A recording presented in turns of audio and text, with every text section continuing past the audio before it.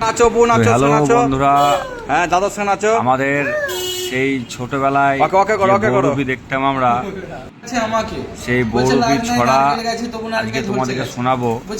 এই বহুরূপী ছড়া প্রায় বিলুপ্ত হয়ে যাওয়ার মতনই। নাচো। এই দাদাটা অপুদাকে দেখে চিনতে পেরে গেছে, সে ভাইরাল অপুদা। তাই অপুদার কাছে এসে অপুদার মন মতো একটা ছড়া অপুদাকে পড়ে শোনালো। এবং দেখো অপুদাও তাকে কতটাই ভালোবেসে ফেলেছে অল্প সময়ের মধ্যে। তাই অপুদা মনোযোগ সহকারে সেই ছড়াগুলা শুনছে এবং আমাদের এই গৌরবী দাদাটা অপুদার ঘাড়ে হাত দিয়ে ছড়াটা বলতে আরম্ভ করেছে। বন্ধুরা, তোমরা দেখো আমাদের সেই বিলুপ্ত হয়ে যাওয়া গৌরবীর ছড়াটি। আমার ঘরে বিয়ে করছি মা ব্যাঙের ট্যাঙের চুল, এবারে গির্জা গিয়ে করছি। আর নন্দরানীর বেটার সঙ্গে কখন হেসেছি, আর হেসেছি বেশ করছি তাদের তোমার ব্যাপার কি। আর সেদিন থেকে কদমতলার বাজার ছেড়েছি, বলছে জামা এলো কামাই করে খেতে দেবো কি।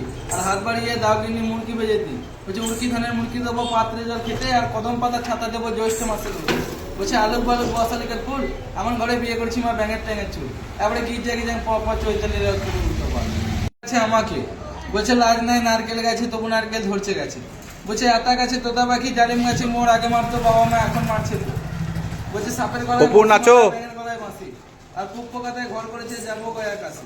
বলছে কুচো কুচো সুপারি ঢুলা ঢুলা পান, আর সেই পান খেয়ে চলে এলাম তোমাদের দোকান। বলছে তোমাদের দোকানে কি হরতাল হচ্ছে, আর আমার বন্ধু কোটে ভরা দ্বীপ চালান দিয়েছে।